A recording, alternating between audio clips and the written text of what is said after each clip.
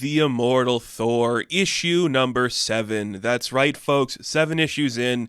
We're finally seeing what Al Ewing's all about in this book. He wants to play with Marvel continuity on a bigger scale. What if there was gods above Asgard? What would those look like? What if we took Marvel Comics itself, made it a physical concept in the Marvel Universe, and Enchantress wanted to play with it, and so did Dario, so it's like everyone wants to get their hands on Thor, but nobody's actually touching Thor. And what if the cover indicated that he fought Battle Cat? You know? What would that look like? It'd be weird. So in issue 6, a lot of the story was Loki is the teller of tales explaining to Thor an adventure they went on where they were headed to the Utgard Hall, which is like the Hall of the Gods. It'd be like the equivalent of going to Asgard. It's the Utgard equivalent of that. And as they're doing that, Enchantress and Dario were like rewriting the origin of that story to make it their own. So we kind of continue picking up that. At the end of the last issue, Thor and Loki were fighting Skirmir. He was like this weird troll guy that was going to lead them to the hall. But in this issue, Skirmir leaves them, and they're kind of like outside the hall like, okay, how do we get in there? And Thor wants to break down the door like, well, we could just walk inside. I mean, we're gods. They're going to respect us. We just have to show up. But Loki's like, they're not going to let us just walk in. So here's the plan. We're going to crawl underneath the door. And Thor gets stuck crawling underneath the door because he's got a fat ass, and it's really funny, and I love it. It's so cool. And they kind of scurry their way inside, and they are met by the Utgard Loki, and that's not the official name of the being. I guess there is no official name. We've seen the Utgard Loki in previous issues, and they're just like, okay, so you made it. You'll never know my true name, and you may know it at the hour of my death, but probably not. I'm the Moon King, the Monster Tamer, Master Magician of Utgard's Hall. You know me as Utgard Loki.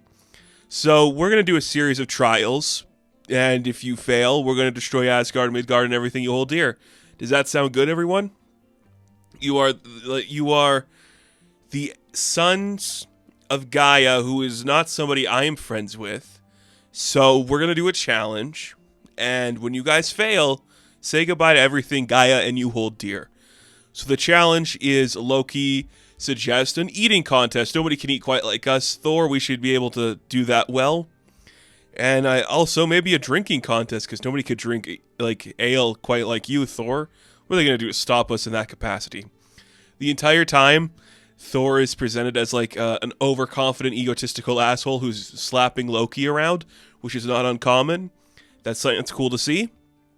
So the Utgard Loki's like, okay, sounds like a fair deal. Here's a big, like, horn for you to drink out of, Thor. You'll drink everything that is in this horn. And Loki, you'll eat all, like, this banquet of food. And if you complete all that, you win the first trial. But who is Loki going to compete with? He's going to compete with, like, a weird imp guy, dressed like Captain Cold from The Flash, called Logi, or Logi, whatever you want to call him. And the idea is they have to finish their meal and their drink, and then they'll win. But there's a twist, of course, because they are fighting a Loki, and a Loki is always a trickster. The mead that we see that Thor has to drink, it tastes terrible. And when Loki tries to eat the food, Logi eats the table. The whole table. Like Loki's trying to eat a drumstick. And then boom, whole table's gone. So they can't pass the first one. But the idea is that Thor never gives up. He will endure whatever test is handed to him. As that's going on, we cut to see what's going on with Enchantress and Dario, and she's like, I hope you like the changes I'm making here. It's quite interesting. It's really fun. We think people will like these classic Thor stuff. Just changing it to a little bit of a more interesting tale. Is that kind of fun? And then we cut to the teller of tales, Loki, who is telling the tale to Thor, because they sense a presence is altering the story. So when Enchantress is saying, like, I think we're gonna get it, we're gonna get to the good bit soon, you see the teller of tales, Loki, like, did you hear something? Somebody's altering this story. So on to the next trial. Loki has to race against a guy. The kid's name is Lucky, and Lucky doesn't even wear shoes, and he just whips past Loki. So that's not gonna work. And then the present day teller of tales, Loki, is like, that feels weird, because when we did this originally, their name was Hughie, like Huggy or Huggai or whatever. Hughie, whatever you want to call it. Very strange. It almost feels like there's magic being cast upon this fight and altering the things that are happening. That's kind of strange. Why is that taking place? So then Thor is tasked to fight an ancient nurse named Ellie.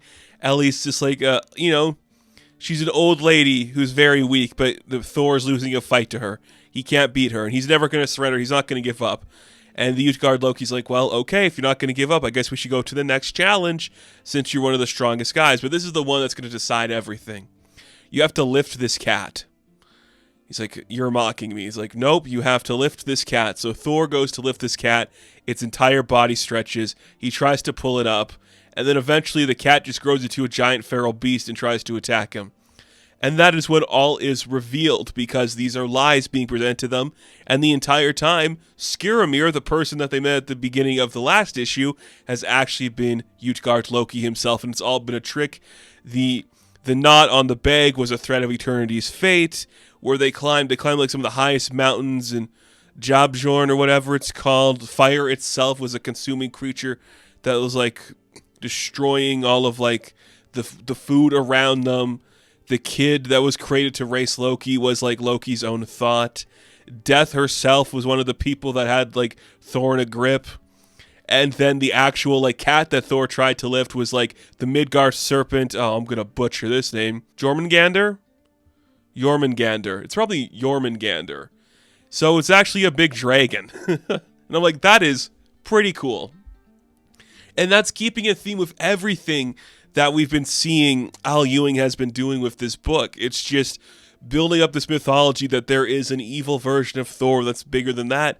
So spending an entire book about the Loki one, that is so interesting. So then it's just like, well, you cannot defeat me, but you are also all enduring and you are never going to end. So I find that very interesting upon itself. This was a test for you. You have certainly shown your hand, and I will remember that when the next part of our mission comes into fruition. So that is where this tale ends. And Thor in the present is like, that's it. That's where it ends. Loki's like, yeah, that's how it goes. I tell the story. I am the teller of tales. I do not embark meaning to it. I do not tell you what could be or what isn't. I just tell you as it occurred. And that is what happened. That's very strange. Thor is very put off by this. It's like, okay, so we were tricked by the Utgard Loki, and that's the version of you. And then Tyrannos, who we fought in the first couple of issues, that one is me. It's very interesting. And this is from our past, but not truly from our past, as there might be some altercations taking place. That is very curious. So that, Loki, that begs the question, how many more are there? If we were to go beyond the gates of what we originally saw, what else would be waiting for us beyond the gates? For instance, is there a Utgard Odin? Is our father over there? And we see the final page of the book is like an Odin-looking figure with like an eagle or a raven flying next to them, walking in the tundra. And that could be regular Odin, but it's probably not regular Odin. It might be the Utgard Odin, and that's pretty cool. Man, this book is so much fun. It looks so good. The story it's building up is so interesting. Going back to like classic Thor stories, but having it kind of be silly and crazy, it's really interesting. What if we had to eat a whole table of food but like some guy ate the table? That seems very classic Thor. I love it so much. It's really interesting. It's kind of just like the step back we needed for this character. So much big stuff has been happening to Thor. Well, what if Thor's ultimate villain at the moment was a different version of himself, a more powerful, like, elder beast of himself? And as he's working with Loki, what if they also had a counterpart similar to Tyrannos? And then what if Enchantress just, like, changed the history? It's really interesting. I'm kind of impressed with it. I have dug this book with every issue. This one's no different. I think it's really fun.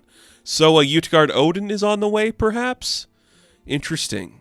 Very interesting to see. We just had Utgard Thor in the first couple issues. Now we had the Utgard Loki story. What is next for our characters? So, the Immortal Thor, issue number 7. I am going to give a 9 out of 10.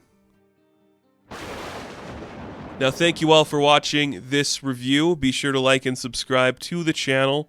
As always, you can check me out on Instagram, TikTok, and Twitter. And of course, I will catch you in the next one. Have fun. Stay safe. Good luck.